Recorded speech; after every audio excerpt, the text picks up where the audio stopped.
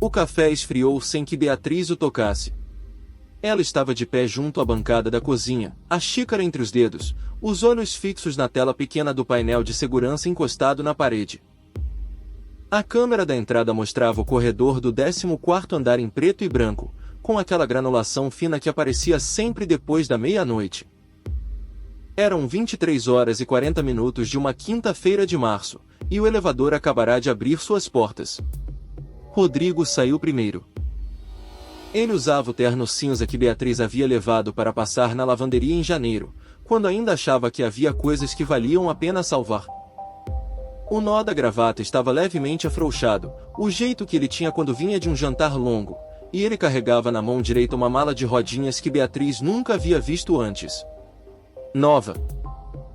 Comprada para esta noite, provavelmente, ou para o período que viria depois desta noite. A mulher que saiu atrás dele era alta, com cabelos escuros presos num coque baixo que parecia profissional demais para aquela hora. Ela usava um casaco bege e carregava uma bolsa de couro no antebraço com a naturalidade de quem está acostumada a entrar em lugares onde não foi convidada. Beatriz observou o jeito que ela andava, ligeiramente à frente de Rodrigo, como se conhecesse o caminho, e sentiu algo se assentar no peito, não exatamente dor, mas o peso específico de uma confirmação. Camila Fonseca. 32 anos. Sócia-diretora de uma consultoria em Pinheiros. Beatriz sabia o nome dela há 3 meses. Ela viu Rodrigo parar diante da porta do apartamento, mergulhar a mão no bolso do paletó e tirar o chaveiro. O mesmo chaveiro de couro marrom que ela havia dado a ele no segundo aniversário de casamento, com as iniciais RM gravadas na lateral. Ele inseriu a chave na fechadura. A chave não entrou. Ele tentou de novo, girando levemente o pulso, a maneira que se usa quando a fechadura está travada por dentro. Não estava travada por dentro. A fechadura simplesmente era outra. Beatriz tomou um gole do café frio. Rodrigo tentou uma terceira vez, depois se afastou meio passo e olhou para a porta como se ela houvesse feito algo injusto. Camila ficou parada a 2 metros atrás dele, e Beatriz notou, mesmo através da câmera de baixa resolução, que a mulher não parecia surpresa. Apenas impaciente. O tipo de impaciência de quem estava com pressa por razões que iam além do desconforto de estar num corredor às quase meia-noite. O celular de Beatriz vibrou na bancada. Ela olhou para a tela antes de atender. O número era o do escritório de advocacia de Renata Coelho, o que era incomum para aquela hora. Renata não ligava depois das 10, era uma regra que ela havia estabelecido desde o primeiro dia. Beatriz deixou a chamada cair no silêncio. Depois pegou o próprio celular e discou o número que tinha em memória há 3 semanas. Doutora Coelho, ela disse quando a voz atendeu no segundo toque. Ele chegou. Uma pausa curta, o som de papéis. Com ela? Com ela. Perfeito. A advogada não usou a palavra com satisfação, mas com a precisão clínica de quem está marcando uma etapa num checklist. O envelope está na mesa da cozinha. Não abra antes de amanhã às 9. E Beatriz, não abra a porta esta noite, não importa o que ele diga. Beatriz já havia desligado quando o interfone do apartamento tocou. Ela cruzou a sala, um espaço amplo de pé direito duplo que ela havia decorado nos primeiros 2 anos de casamento com a crença sincera de que estava construindo algo permanente, paredes brancas com obras de artistas que ela havia escolhido uma a uma, o sofá de linho cinza que havia levado 3 meses para chegar de São Paulo, a mesa de jantar de madeira clara onde eles haviam jantado com os pais dela no último Natal antes de o pai morrer, e parou diante do interfone sem atender. Beatriz. A voz de Rodrigo vinha com uma calma calculada que ela reconhecia. Era a voz que ele usava em reuniões difíceis, quando queria parecer razoável antes de impor a própria posição. Eu sei que você está aí. A portaria disse que você não saiu. Podemos conversar como adultos. Ela não respondeu. Beatriz. Um intervalo. Eu entendo que você está brava. Mas a fechadura, você não pode simplesmente... Ele se interrompeu. Quando voltou, a voz havia perdido 1 milímetro da calma ensaiada. Isso é a minha casa também. Asterisco era asterisco, pensou Beatriz. E não disse nada. Ela voltou para a cozinha, colocou a xícara na pia, e abriu a geladeira com o movimento metódico de quem tem uma rotina para cumprir. Tirou o pote de iogurte que havia comprado naquela manhã, uma das primeiras compras que havia feito pensando apenas em si mesma, sem calcular o que Rodrigo iria querer no café da manhã. Sentou-se no banco da bancada e começou a comer. No interfone, Rodrigo tentou mais 2 vezes. Na segunda, a voz estava diferente, não mais calculada, mas com aquela tensão específica que Beatriz havia aprendido a reconhecer nos últimos meses, um aperto no final das sílabas que aparecia quando algo havia saído diferente do que ele havia planejado. Ela havia pensado durante semanas que era culpa dela, esse aperto. Que ela estava fazendo algo errado, não sendo o que precisava ser, não ocupando o espaço da maneira certa. Levará tempo demais para entender que o aperto não tinha nada a ver com ela. O celular vibrou de novo. Desta vez, era um número que ela não reconheceu, não o de Rodrigo, não o da doutora Coelho, não nenhum dos contatos que ela havia categorizado cuidadosamente nas últimas semanas.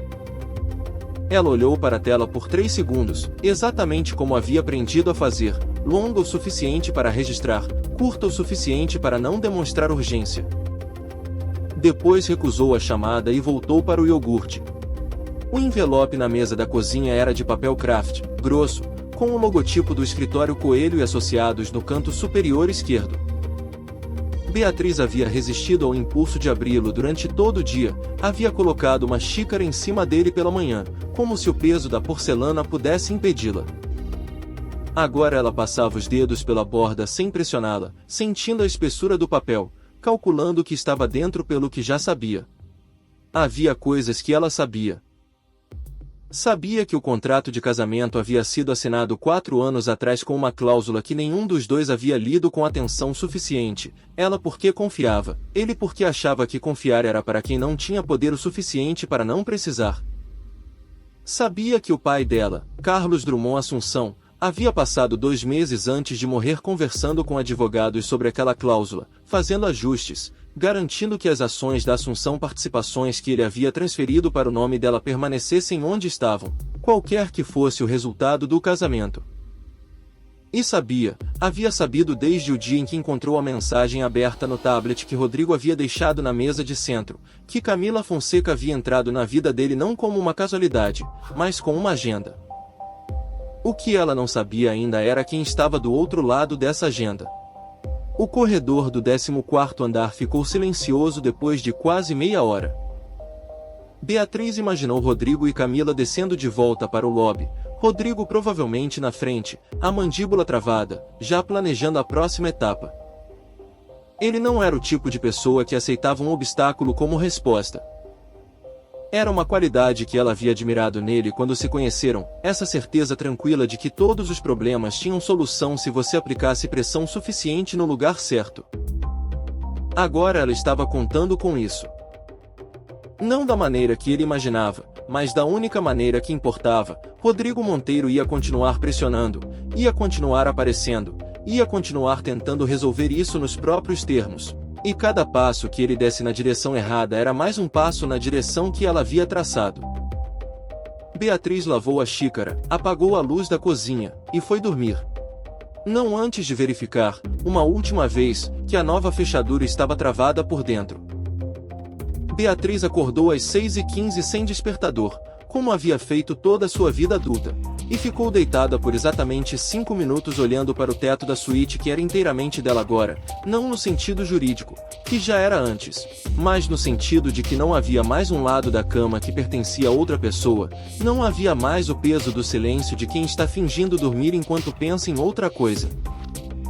Ela se levantou, fez café, e abriu o laptop na mesa da cozinha enquanto o sol de março começava a cortar pelas venezianas. O envelope de papel craft estava exatamente onde havia estado na noite anterior, e desta vez ela o abriu sem cerimônia, com o cortador de papel que ficava na gaveta ao lado da pia. O relatório tinha 43 páginas. Beatriz leu com a mesma atenção que dedicava às planilhas financeiras que seu pai havia lhe ensinado a ler aos 16 anos, sublinhando mentalmente, construindo a estrutura. Havia fotografias, discretas, tiradas em ambientes públicos, nada que ela precisasse ver, mas que precisava existir como documentação. Havia registros de chamadas telefônicas obtidos através de meios legais que a doutora Coelho havia explicado em detalhe na última reunião. Havia um organograma que ela não havia visto antes, e foi nesse ponto que ela parou. No centro do organograma estava o nome dela. Nas bordas, em caixas conectadas por linhas, estavam Rodrigo Monteiro, Camila Fonseca, e um terceiro nome que ela leu 2 vezes antes de deixar os olhos seguirem para o próximo elemento. Henrique Salavi, CEO do Grupo Salavi Investimentos. Beatriz conhecia aquele nome. Todo mundo que trabalhava no mercado financeiro de São Paulo conhecia aquele nome. Henrique Salavi havia tentado comprar a Assunção Participações 2 anos antes de o pai dela morrer. Havia feito uma oferta que na época parecia generosa e que o pai havia recusado sem explicar os motivos a ninguém, nem a ela. Ela fechou o relatório, terminou o café, e pegou o celular para ligar para a doutora Coelho. Você viu o organograma, disse Renata antes que Beatriz dissesse qualquer coisa. Salavi. Sim. Uma pausa. Seu pai sabia que ele ia tentar de novo. É por isso que a cláusula está estruturada como está, não apenas para proteger as ações no divórcio, mas para garantir que qualquer tentativa de aquisição hostil depois do divórcio esbarraria numa estrutura de propriedade que tornaria a operação juridicamente complexa demais para valer a pena. Beatriz ficou em silêncio por um momento. Fora do apartamento, São Paulo já havia acordado, ela podia ouvir o trânsito 14 andares abaixo, os sons misturados que a cidade fazia antes de se tornar barulho demais para distinguir qualquer coisa específica. Quanto tempo eu tenho? Ela perguntou. A cláusula tem uma janela de 90 dias a partir da primeira tentativa de contato formal para divórcio. Rodrigo não entrou com nada ainda, mas se ele entrar com os documentos corretos antes de você formalizar o adultério como causa, Renata deixou a frase incompleta da maneira que advogadas experientes fazem quando querem que o cliente entenda a urgência sem precisar ouvi-la como ameaça. Então o relógio já está correndo. Desde a noite passada, confirmou Renata. Quando ele tentou entrar no apartamento com ela. Beatriz olhou para o envelope na mesa, para as 43 páginas que representavam 3 meses de trabalho cuidadoso, e pensou no pai. Pensou nele sentado no escritório do apartamento 2 andares acima deste, no apartamento que agora era de ninguém, aguardando o inventário, rodeado de documentos que ele havia organizado com a meticulosidade de um homem que sabia que não estaria presente para defender aquilo que mais lhe importava. Ele havia deixado para ela não uma herança, mas uma estratégia. Renata, ela disse, me diga o que eu preciso fazer primeiro. O hotel era bom o suficiente para que Rodrigo não se sentisse diminuído, mas não tão bom quanto o apartamento de Jardins, e essa diferença, pequena como era, o incomodava de uma maneira que ele não conseguia nomear completamente enquanto tomava banho às 7 da manhã e tentava organizar o dia à sua frente. Ele havia dormido mal. Camila havia ficado quieta depois que voltaram do 14º andar, sentada na beira da cama do quarto do hotel com aquela expressão que ele havia aprendido a reconhecer como processamento. Ela não mostrava o que estava pensando, nunca mostrava, e nos primeiros meses isso havia parecido sofisticação. Agora, naquela manhã de março com o chuveiro quentíssimo e a cabeça pesada, ele se deu conta de que não sabia ao certo o que ela havia pensado sobre nada desde o início. Ela mudou as fechaduras, ele havia dito, sentado na poltrona do canto do quarto, a gravata jogada sobre a mala nova. Eu vi, Camila havia respondido. Isso não é normal. Ele havia pausado. Quer dizer, eu sei que ela está brava, mas isso é um movimento jurídico. Camila havia se levantado, pegado a bolsa de couro, verificado alguma coisa no celular. Ela tem uma advogada. Isso significa que ela está se preparando há mais tempo do que você imagina. Ele havia ficado olhando para ela. Você sabe disso como? Camila havia sorrido, o sorriso de canto que ela tinha, o que ele havia achado intrigante nos primeiros tempos e que agora produzia nele um desconforto que ele não conseguia articular. Rodrigo. Qualquer pessoa que muda as fechaduras antes de o marido aparecer com a mala feita não está agindo por impulso. Ela planejou isso. Rodrigo ficou com aquela frase no chuveiro, virando-a, procurando lugar em que ela não fazia sentido. Porque Beatriz não era, ele havia passado 4 anos dizendo a si mesmo que Beatriz não era o tipo de pessoa que planejava contra ele. Ela era direta demais, cuidadosa demais com as pessoas que amava para montar estratégia. Esse era o tipo de pensamento que o deixava confortável, e conforto, ele estava começando a perceber com um atraso considerável, era às vezes a maneira mais eficiente de ser cego.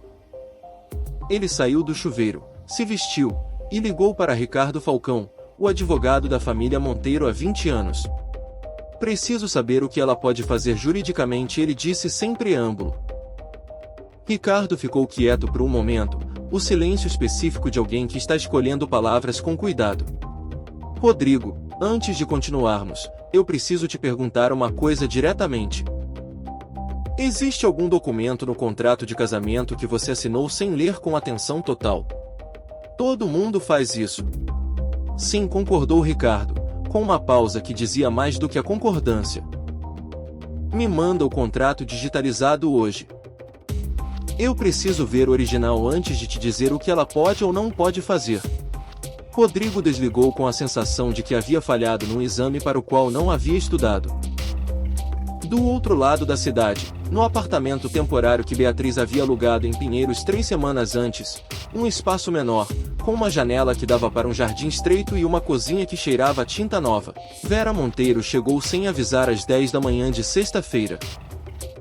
Beatriz a ouviu bater na porta com os 2 toques secos que eram a assinatura da sogra, e ficou parada por um segundo no corredor, calculando. Vera sabia deste apartamento, o que significava que alguém havia lhe dito, e as opções de quem sabia o endereço eram limitadas a Renata Coelho e a 2 amigas em quem Beatriz confiava com a precisão clínica de quem aprendeu que confiança tem gradações. Ela abriu a porta. Vera Monteiro tinha 63 anos e a postura de quem havia aprendido desde cedo que a espinha reta era a primeira linha de defesa contra um mundo que testava as mulheres de maneiras diferentes dos homens. Ela usava um conjunto de linho bege, os cabelos brancos impecavelmente presos, e segurava na mão uma bolsa pequena de crocodilo que Beatriz havia visto dezenas de vezes sem nunca saber exatamente o que havia dentro. Posso entrar? Perguntou Vera, com o tom de quem sabe que a resposta será sim. Beatriz se afastou da porta. A sogra entrou, examinou o apartamento com uma discrição que não era bem discrição, era o olhar treinado de alguém acostumada a avaliar ambientes em segundos, e aceitou o café que Beatriz ofereceu sem que nenhuma das duas dissesse mais nada até estarem sentadas à mesa pequena perto da janela do jardim. Ele me ligou esta manhã, disse Vera, as mãos em volta da xícara. Ele está perturbado. Eu sei. Ele não entende o que você está fazendo. Vera olhou para ela com os olhos castanhos escuros que Rodrigo havia herdado, mas com uma expressão que Rodrigo não tinha, algo mais velho, mais pesado. Mas eu entendo. Beatriz esperou. Seu pai me procurou, disse Vera, 3 meses antes de morrer. Você sabia disso? Não. Beatriz não sabia disso. Ela manteve o rosto neutro, mas sentiu algo se mover no peito, não exatamente surpresa, porque o pai havia sido o tipo de homem que construía pontes em silêncio e só revelava sua existência quando precisavam ser usadas, mas a escala daquela revelação específica era maior do que ela havia calculado. Ele veio até mim porque sabia que eu não diria a Rodrigo, continuou Vera. Ele me contou sobre a cláusula. Me contou o que suspeitava sobre Camila Fonseca. E me pediu, ela parou, colocou a xícara com cuidado na mesa, me pediu que, quando chegasse a hora, eu te dissesse onde estão os documentos adicionais que ele não colocou no envelope do escritório. O jardim lá fora estava muito quieto. Um pássaro pousou na janela e partiu antes que Beatriz pudesse identificá-lo. Vera, ela disse devagar, por que você está me dizendo isso agora?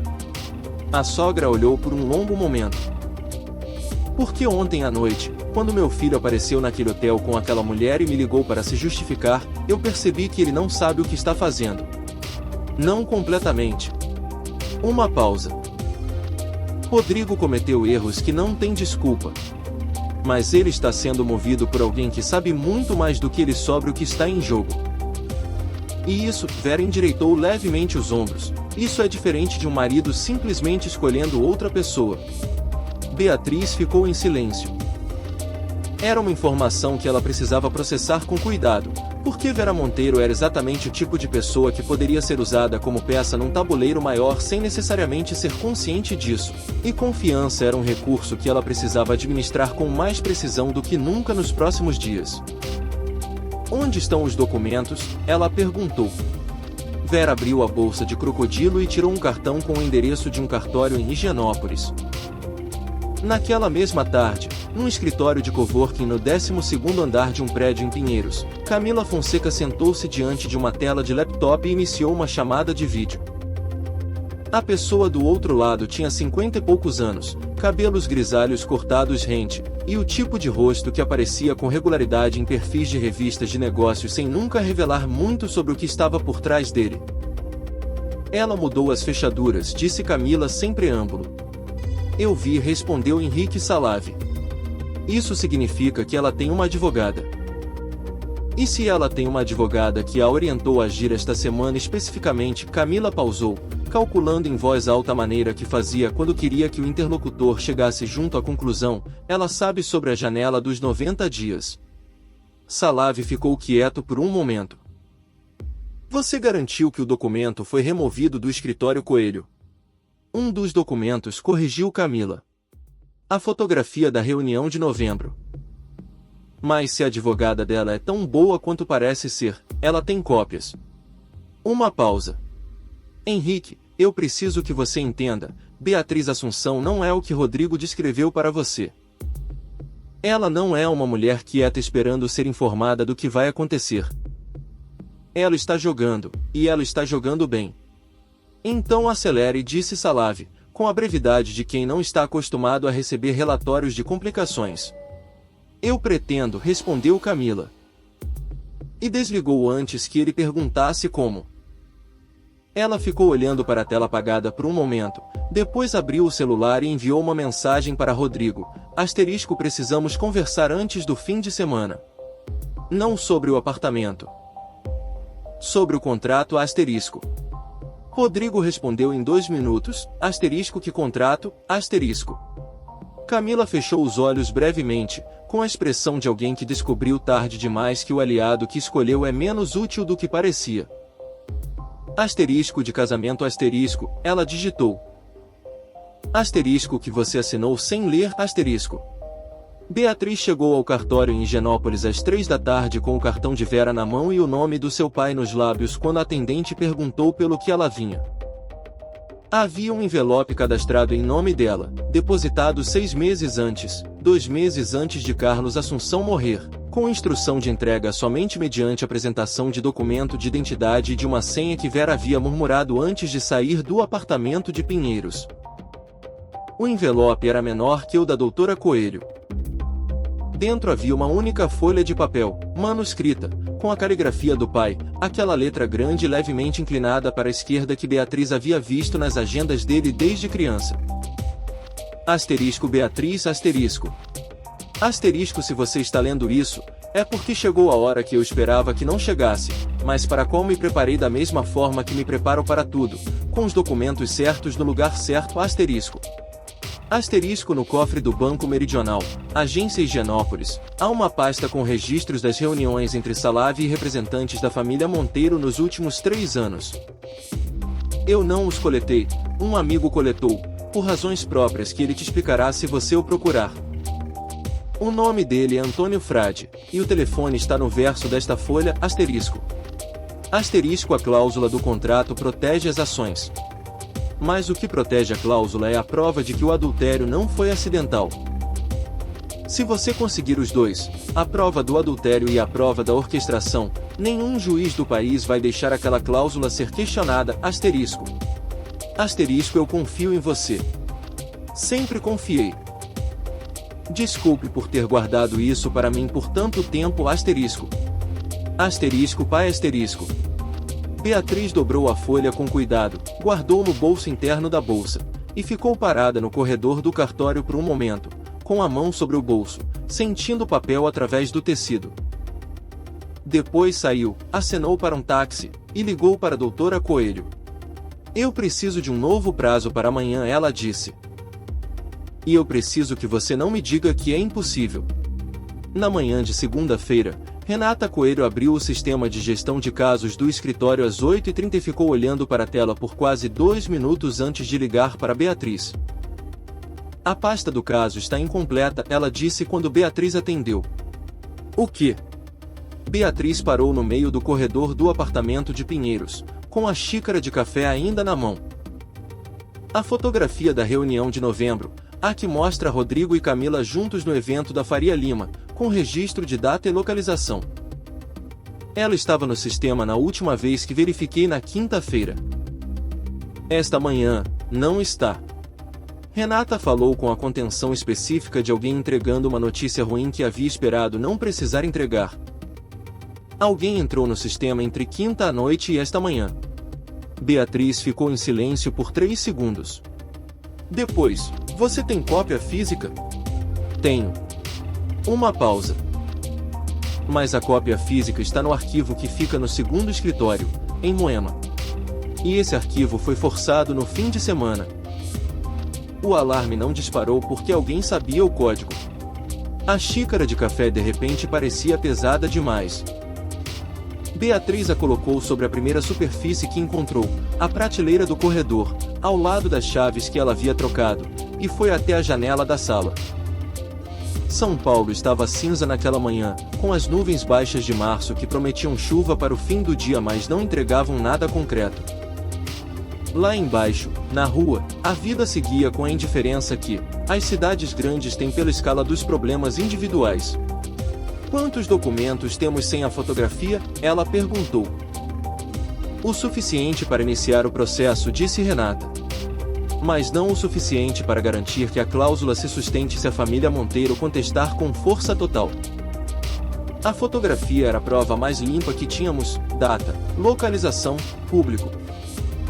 Sem ela, estamos dependendo das trocas de mensagens, que eles vão argumentar que foram manipuladas, e dos registros de chamadas, que são mais difíceis de contestar, mas também mais difíceis de tornar narrativamente convincentes para um juiz. Beatriz pensou no envelope do pai. Na pasta do cofre do Banco Meridional. Em Antônio Frade, cujo número estava no verso da folha que ela havia dobrado com tanta cuidado no corredor do cartório. Renata, ela disse, eu tenho algo que pode compensar.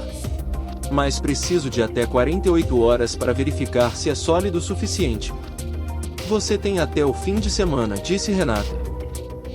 Se Rodrigo entrar com os documentos para o divórcio antes, ele não vai entrar antes do fim de semana.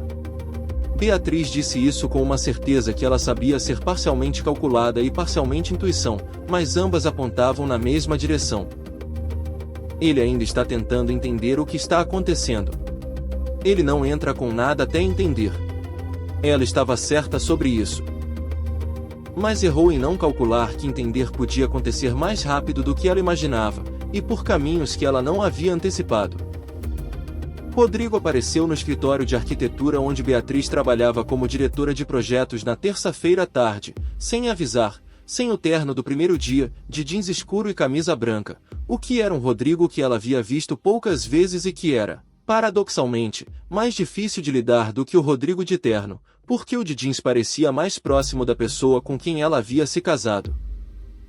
A recepcionista, Joana, 26 anos, que sabia de tudo o que acontecia no escritório e fingia não saber de nada, olhou para Beatriz com uma interrogação discreta quando Rodrigo atravessou o lobby.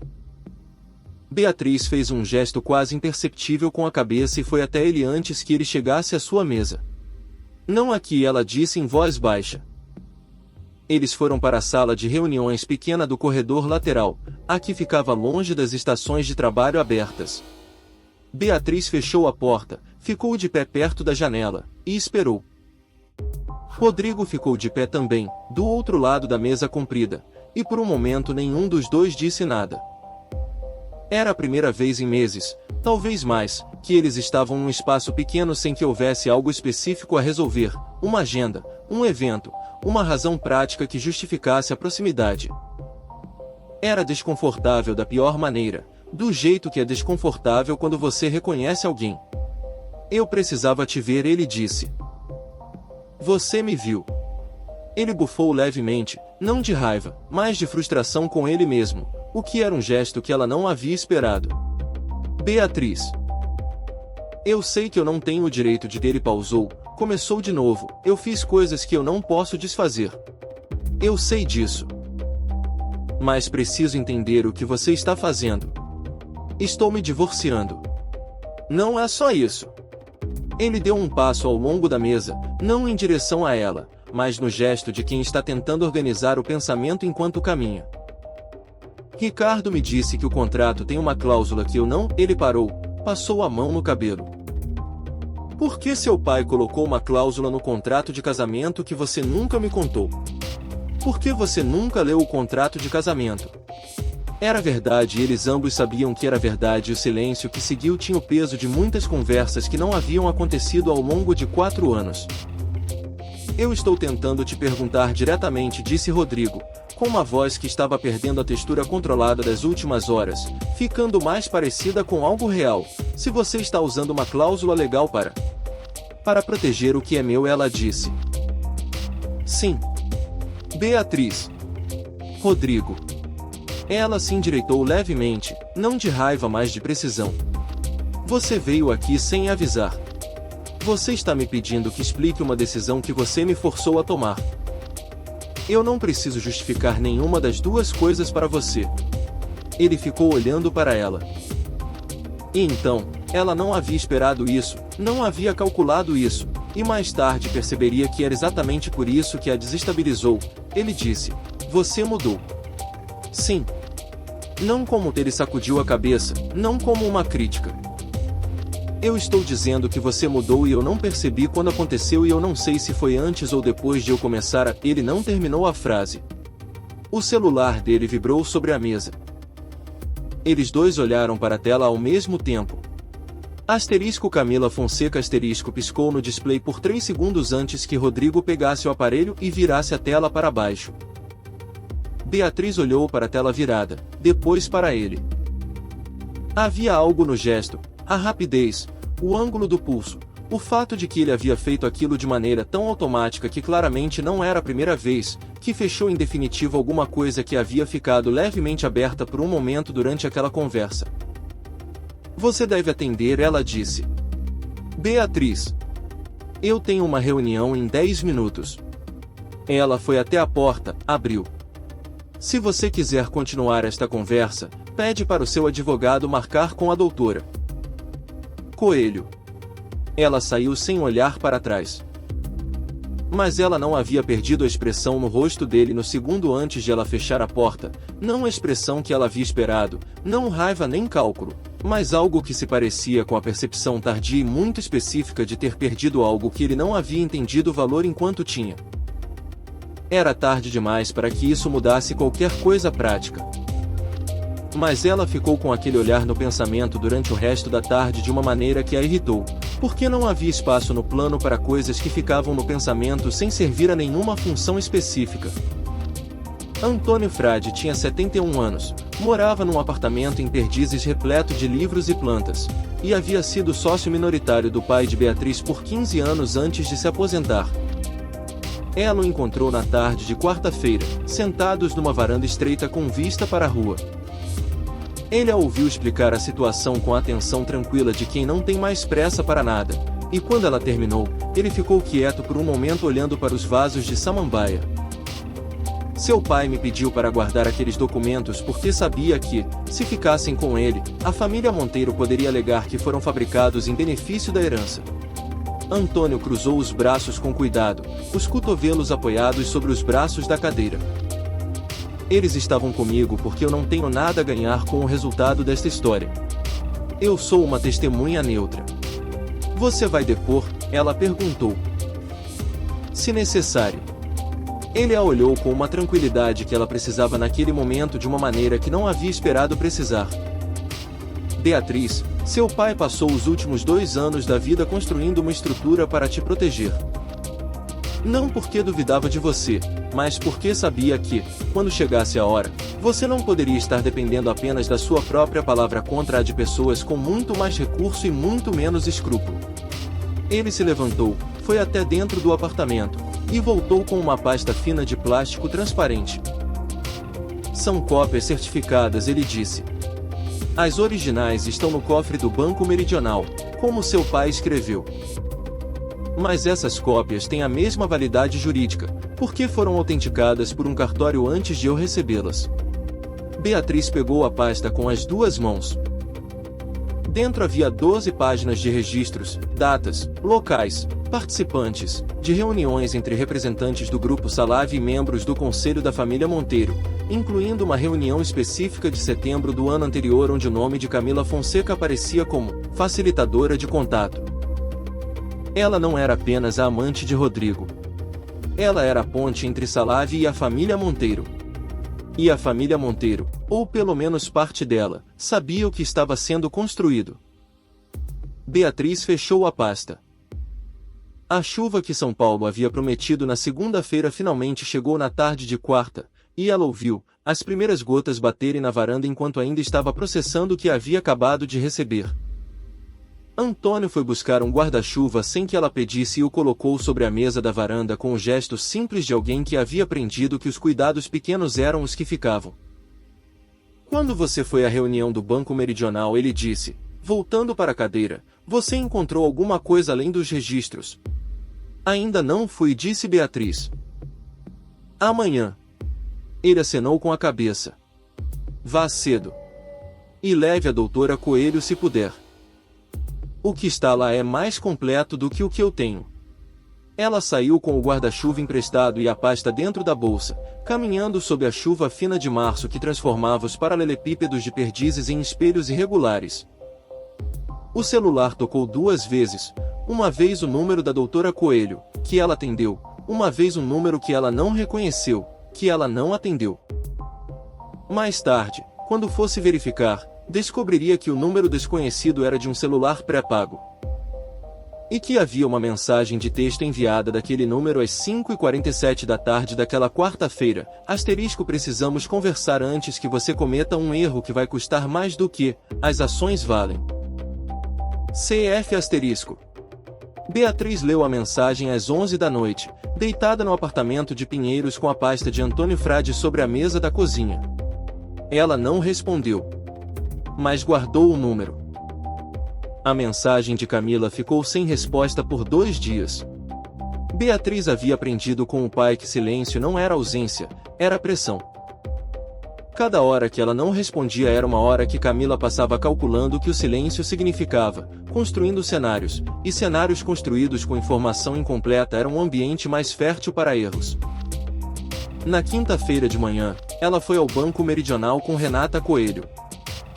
A pasta no cofre continha 28 páginas de documentos, entre eles um registro de e-mail impresso e autenticado, enviado de um endereço corporativo do Grupo Salavi para um endereço pessoal que pertencia a Camila Fonseca, com data de 14 meses antes, que detalhava, com a objetividade discreta de quem escreve pensando em plausível negação, os termos do acordo, aproximação de Rodrigo Monteiro, identificação de vulnerabilidades no casamento, e aceleração do processo até o ponto em que um divórcio se tornasse inevitável antes do prazo específico que tornaria a aquisição das ações tecnicamente impossível.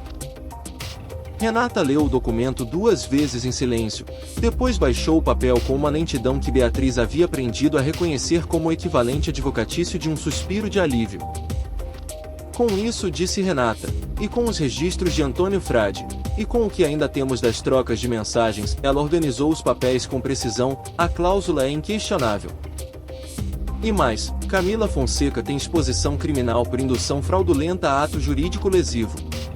Quanto tempo para protocolar? Posso ter tudo pronto para segunda-feira. Uma pausa.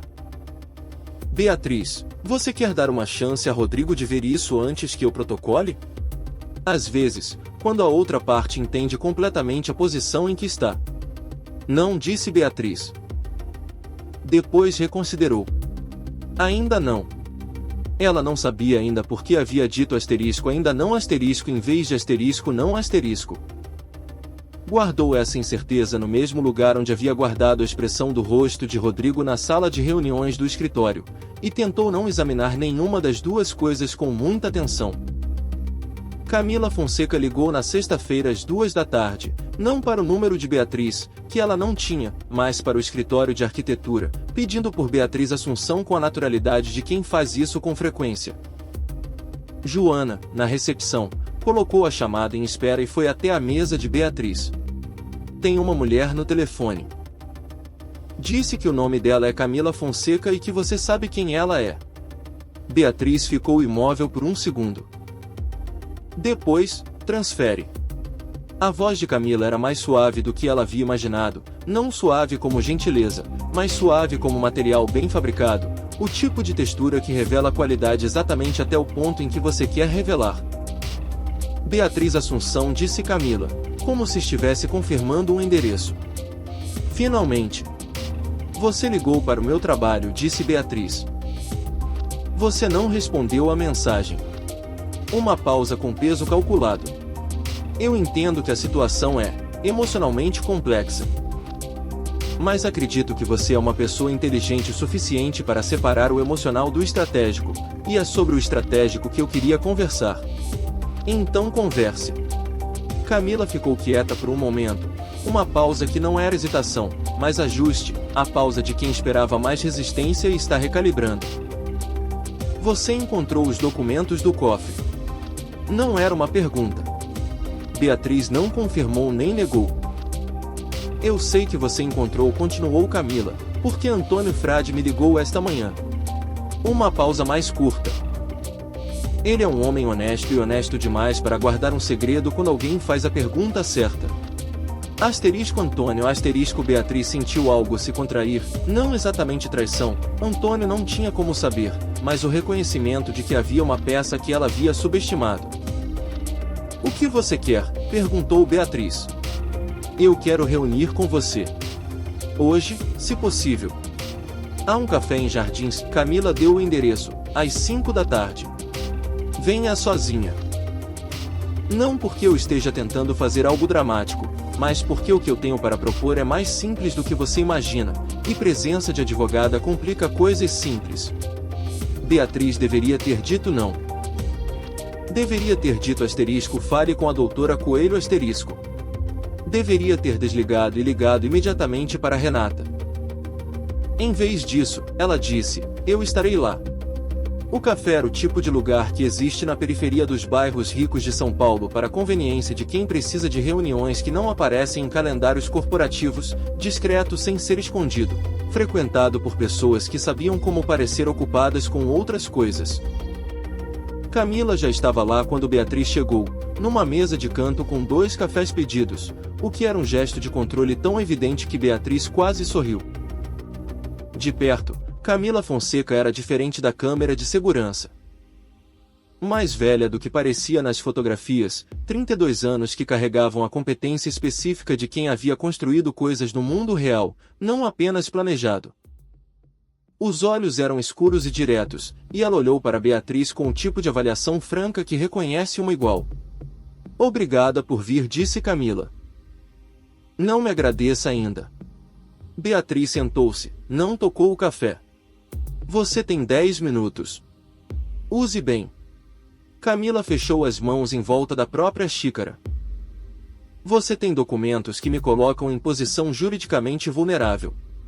Eu tenho recursos que complicariam significativamente o uso que você pretende fazer da cláusula do contrato de casamento.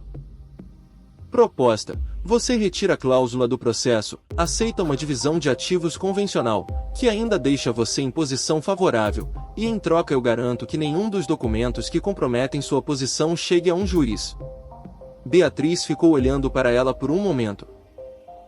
Que documentos que comprometem minha posição? Uma pausa. Depois Camila disse, com uma precisão que era quase admirável, o seu pai transferiu as ações para o seu nome 18 meses antes de morrer. Nós temos documentação que sugere que essa transferência pode ter sido motivada por informação privilegiada sobre o estado de saúde da empresa Monteiro que seu pai obteve de maneira irregular. Se essa documentação chegar ao processo, Ela não vai chegar, disse Beatriz, porque é falsa. Naturalmente. Camila não piscou. Mas documentação falsa bem construída pode atrasar um processo por meses. E meses. Neste caso específico, ela deixou a frase incompleta de maneira idêntica à que Renata Coelho usava, o que produziu em Beatriz uma irritação específica. Você entende? Beatriz entendeu. Ela também entendeu, naquele momento, algo que não havia entendido completamente antes. Camila estava com pressa. A oferta havia sido direta demais, revelado cartas demais para ser a abertura de uma negociação que ela esperava ganhar com conforto. Camila estava com pressa porque havia um prazo que Beatriz não conhecia completamente, além da janela dos 90 dias, algo que tornava a oferta necessária agora em vez de útil depois. Você disse que Antônio Frade te ligou esta manhã, disse Beatriz devagar. Por que ele ligaria para você? Pela primeira vez, algo mudou no rosto de Camila, não nervosismo, mas o ajuste infinitesimal de quem percebe que deixou passar algo que não queria deixar passar. Nós nos conhecemos, disse Camila. De antes. De antes de você começar a trabalhar para Henrique Salave, ou depois? O silêncio que se seguiu durou exatamente o tempo necessário para confirmar tudo o que Beatriz precisava confirmar. Ela se levantou, pegou a bolsa. Eu vou precisar verificar uma coisa sobre Antônio Frade antes de continuar qualquer conversa. Quando eu terminar, se ainda houver algo a discutir, a doutora Coelho vai entrar em contato. Ela empurrou a xícara de café intocada 1 centímetro em direção a Camila.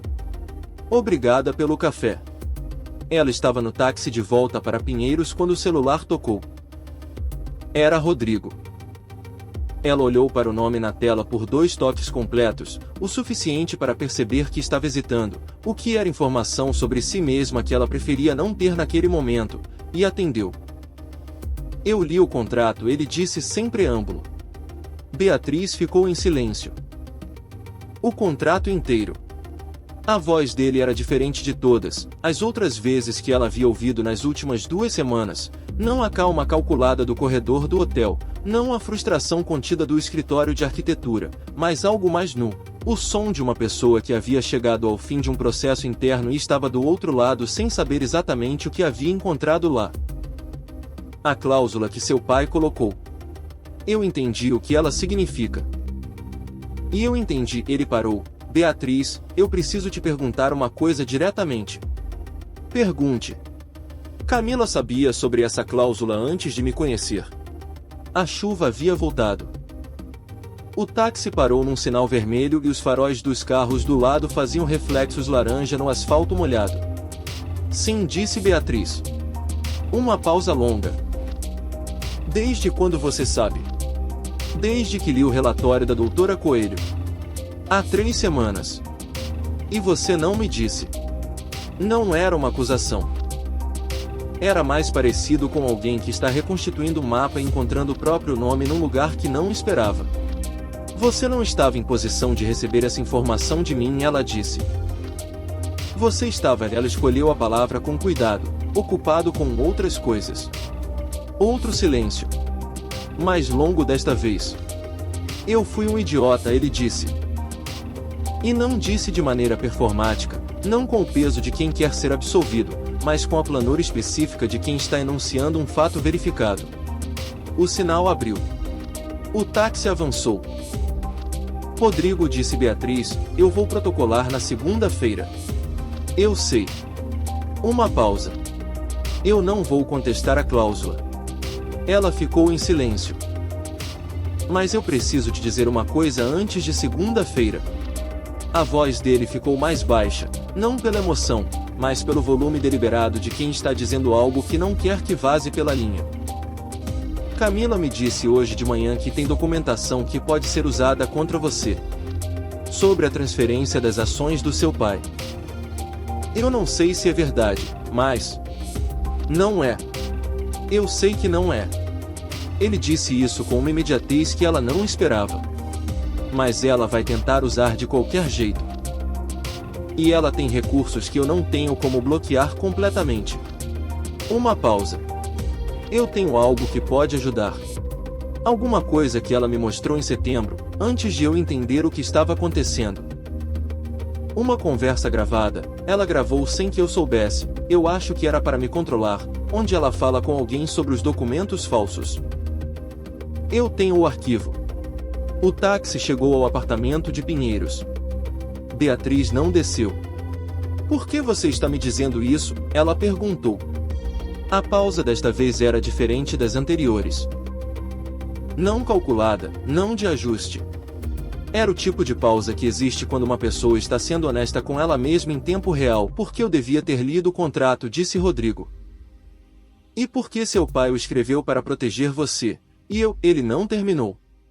Eu não preciso de nada em troca. Se isso te ajuda a usar a cláusula sem que ela consiga te atrapalhar, então é o que vai acontecer. Beatriz ficou olhando pela janela do táxi para a calçada molhada de Pinheiros. Me manda o arquivo, ela disse finalmente. Para o e-mail da doutora Coelho. Esta noite. Já estou mandando. Ela desligou. Ficou no banco de trás do táxi por mais 1 minuto, com o celular no colo, enquanto o motorista esperava com a paciência profissional de quem entende que às vezes, as pessoas precisam de um momento antes de sair. Depois ela abriu a porta, saiu sob a chuva, e subiu para o apartamento sem guarda-chuva porque havia esquecido de devolver o de Antônio Frade e o dele estava na bancada da cozinha e havia outras coisas mais urgentes para pensar. O arquivo chegou ao e-mail de Renata às 10h42 da noite. Renata ligou às 10h48. Beatriz, ela disse, com uma voz que Beatriz havia aprendido a reconhecer como a de alguém que está revisando cálculos em tempo real. O arquivo que Rodrigo enviou muda a configuração completamente.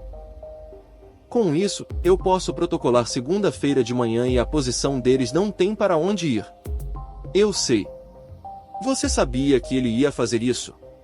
Beatriz ficou olhando para o teto do apartamento de Pinheiros, mais baixo que o da suíte do Pentoso de Jardins, menos impecável, com uma mancha de umidade no canto que o zelador havia prometido resolver há 2 semanas e ainda não havia resolvido. Não, ela disse. Não sabia. Ela desligou com Renata e ficou deitada no silêncio do apartamento, com São Paulo fazendo seu barulho constante 14 andares abaixo, e pensou que havia calculado quase tudo corretamente, havia previsto quase todos os movimentos, mas havia errado sobre Rodrigo no fim. Não sobre o que ele havia feito. Isso ela havia calculado certo. Mas sobre o que ele era capaz de fazer quando parava de se enganar sobre o que havia feito. Essa diferença era pequena e enorme ao mesmo tempo, e ela ainda não sabia o que fazer com ela.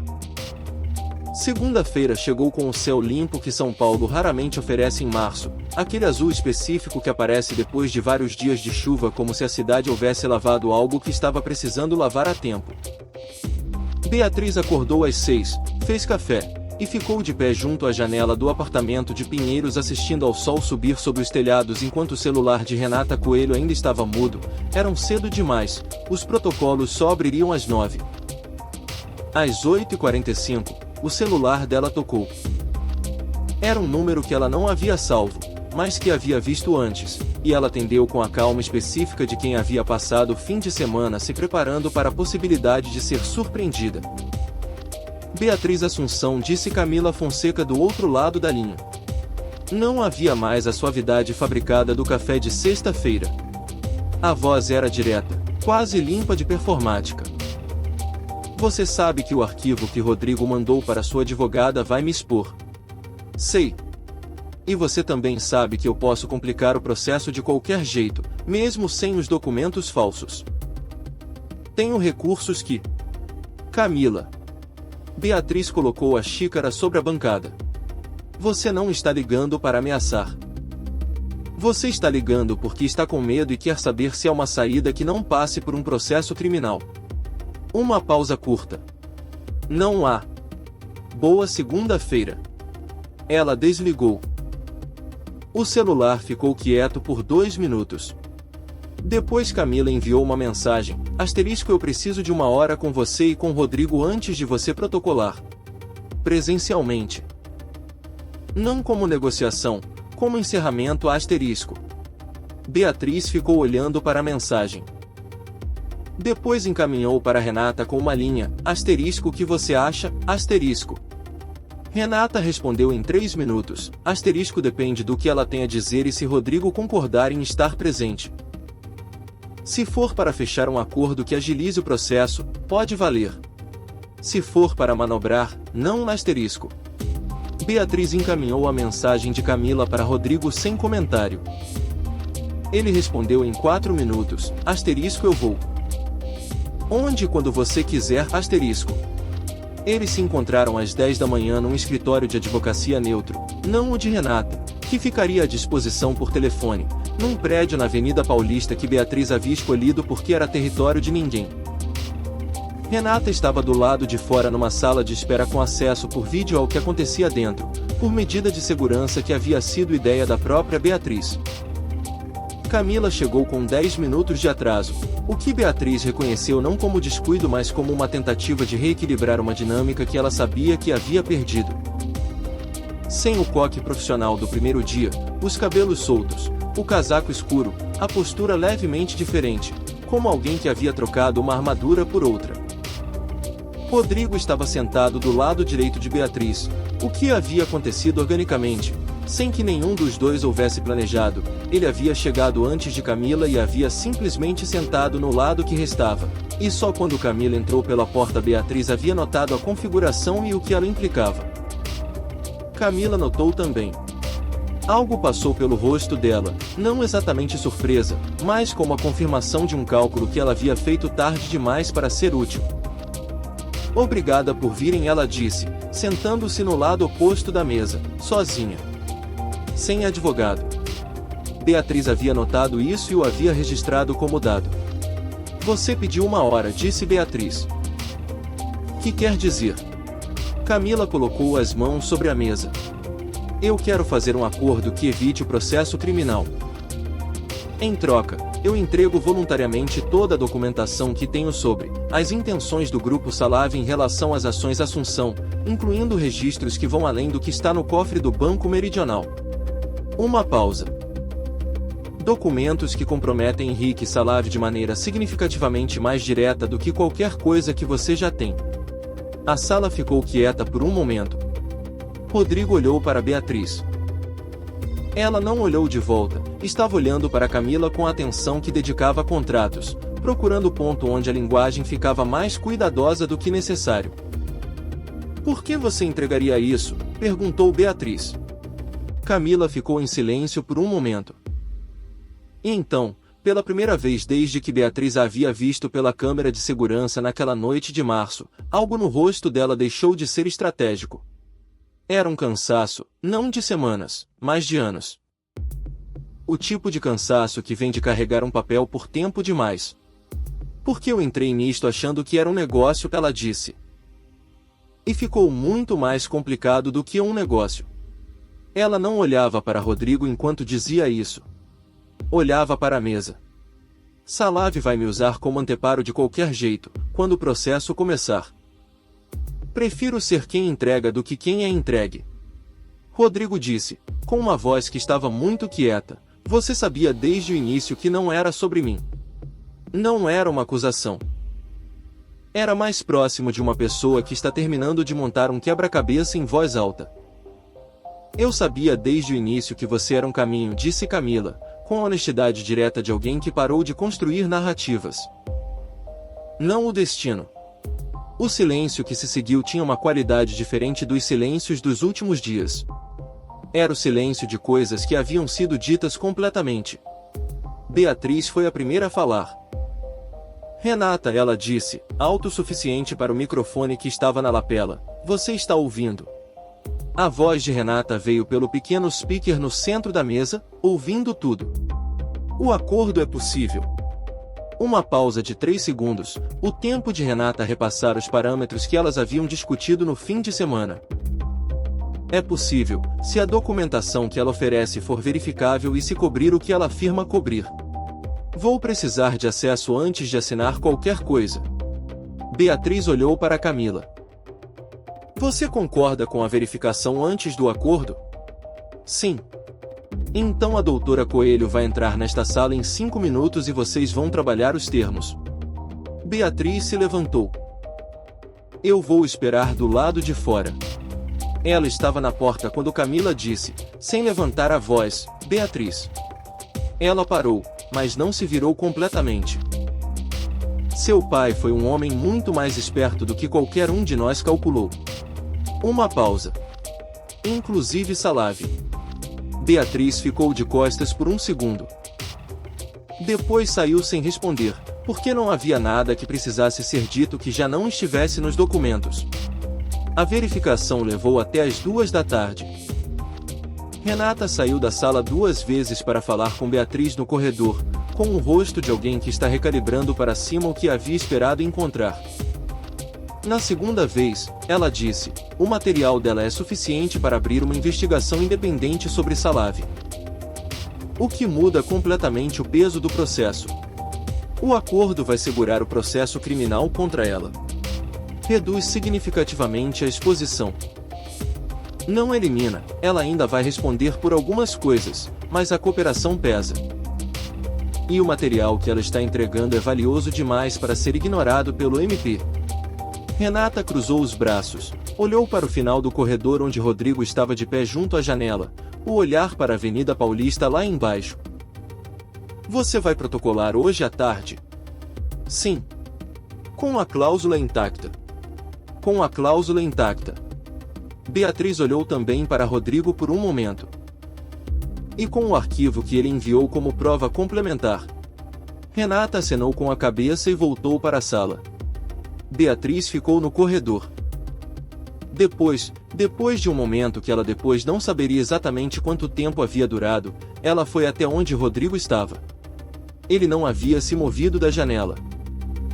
O casaco havia sido colocado sobre uma cadeira próxima, as mangas da camisa levemente dobradas, o mesmo Rodrigo de jeans e camisa branca que havia aparecido no escritório de arquitetura, só que desta vez sem atenção do não dito, porque a maior parte das coisas havia sido dita já. Ela parou a 2 metros dele. Ele virou a cabeça quando a ouviu aproximar. Renata vai protocolar às 3, ela disse. Eu sei. Ele ficou olhando para ela por um momento. Eu não vou contestar. Você sabe disso. Sei. As ações ficam com você. A empresa fica. Ele fez um gesto vago, não de descaso, mas de alguém que está redimensionando o que importa. Vai ficar complicada por um tempo. Salavi vai tentar de qualquer jeito, quando isso vier a público. Mas com o material de Camila. Salavi vai ter problemas maiores do que Assunção Participações para se preocupar, disse Beatriz. Uma pausa. Rodrigo virou levemente o rosto de volta para a janela, mas de um jeito que era diferente de estar desviando, era mais próximo de precisar de um segundo para dizer alguma coisa que estava sendo difícil de dizer. Eu quero pedir desculpas, ele disse. E eu sei que pedir desculpas não é. Ele parou, começou de novo com as palavras mais diretas, as que ele havia sempre evitado porque eram as mais expostas. Eu fui negligente. Com o contrato. Com você. Com as coisas que precisavam de atenção e que eu continuava adiando porque era mais fácil não ver. Ele virou a cabeça de volta para ela. Isso não é justificativa. É apenas o que aconteceu. Beatriz ficou olhando para ele. Ela havia preparado para este momento uma versão de si mesma que não precisaria de nada além do que já tinha, os documentos, a cláusula, o protocolo das 3. Havia construído a semana inteira sobre a premissa de que não haveria nada além disso que importasse. E ainda havia algo que importava. Não o suficiente para desfazer o que havia sido feito, não da maneira que desfaz coisas. Mas o suficiente para existir. Eu sei que foi isso que aconteceu, ela disse. Ela pausou, escolhendo com o mesmo cuidado que havia usado o tempo inteiro. Eu também não disse coisas que precisavam ser ditas. Não sobre a cláusula. Sobre outras coisas. Antes de tudo isso. Rodrigo ficou quieto. Isso não muda o que vai acontecer às 3, ela disse. Eu sei. Mas eu também não acho que você seja apenas o que aconteceu nos últimos meses. Ela disse isso olhando diretamente para ele, da maneira que havia deixado de fazer em algum ponto dos últimos anos sem perceber exatamente quando.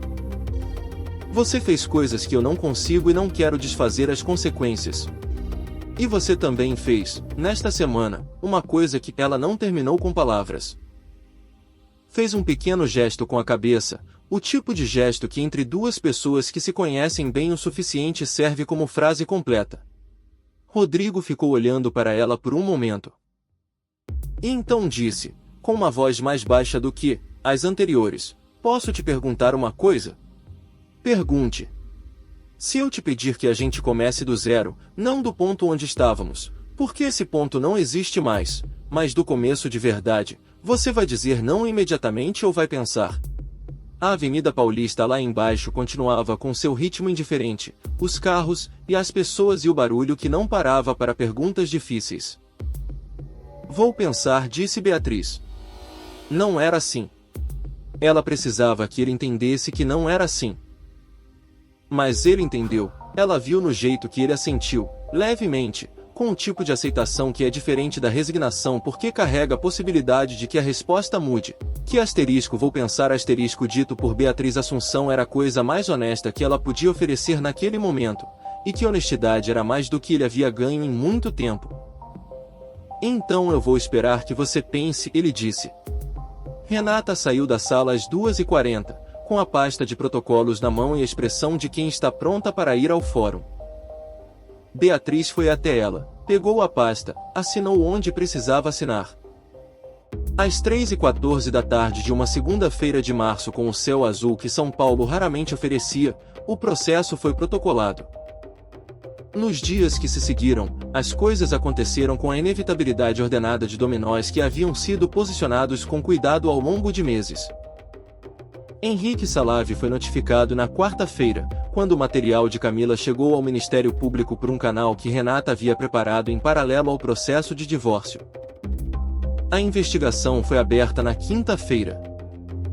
Na sexta, 3 jornais econômicos de São Paulo publicaram notas sobre movimentações irregulares no grupo Salave sem citar o processo. Alguém havia vazado, como sempre vaza, e Beatriz havia deixado de se surpreender com isso há tempo. Camila Fonseca respondeu a um processo administrativo e a uma investigação sobre cumplicidade em fraude contratual. Seu escritório de consultoria foi suspenso preventivamente. Ela não tentou ligar de novo para Beatriz. A família Monteiro se reuniu numa tarde de quinta-feira, naquele apartamento 2 andares acima do de Carlos Assunção onde o inventário ainda estava em andamento, e Vera Monteiro presidiu a reunião com a espinha reta que era sua primeira linha de defesa e disse ao filho e ao restante da família que ninguém ia contestar nada, que o erro havia sido cometido e que o que restava era administrar as consequências com a dignidade que a família Monteiro ainda tinha para preservar. Rodrigo perdeu temporariamente o cargo de diretor executivo enquanto a auditoria interna estava em andamento. Ele não recorreu. E Beatriz voltou para o apartamento de Jardins numa tarde de sábado, 3 semanas depois do protocolo, não porque havia decidido que era seu definitivamente, juridicamente, já era, havia sido desde o início, mas porque havia chegado a hora de viver em vez de habitar provisoriamente. Ela colocou as chaves novas no gancho que havia instalado junto à porta, foi até a cozinha, e fez café da maneira que o pai havia ensinado, com a chaleira no fogão e não na tomada, porque algumas coisas não precisam ser eficientes para serem corretas. O celular estava na bancada. Havia uma mensagem de Rodrigo enviada naquela manhã, não sobre o processo, não sobre os advogados, não sobre nenhuma das coisas práticas que ainda precisavam ser resolvidas. Uma mensagem curta, que ela leu 2 vezes. Tem um restaurante novo em Perdizes que o Antônio Frade recomendou. Quando você estiver pronta, se estiver, me avisa . Ela ficou olhando para a mensagem por um momento. Depois colocou o celular virado para baixo sobre a bancada, não como havia feito no hotel de Rodrigo, não como recusa, mas como alguém que está decidindo que algumas coisas podem esperar o tempo que precisam esperar, e foi até a janela com o café na mão. São Paulo estava lá embaixo, indiferente e enorme e completamente ocupada com as próprias histórias, e o apartamento ao redor dela era silencioso da maneira que silêncio é quando a escolha e não a ausência. Beatriz tomou o café enquanto o sol de março entrava pelas venezianas da sala. As mesmas venezianas, a mesma sala, a mesma janela, mas ela havia trocado a fechadura, e isso havia mudado tudo o que importava mudar. Mais tarde naquela tarde, ela pegaria o celular e responderia a mensagem de Rodrigo. Mas primeiro o café, e primeiro o sol, e primeiro este momento que era completamente dela.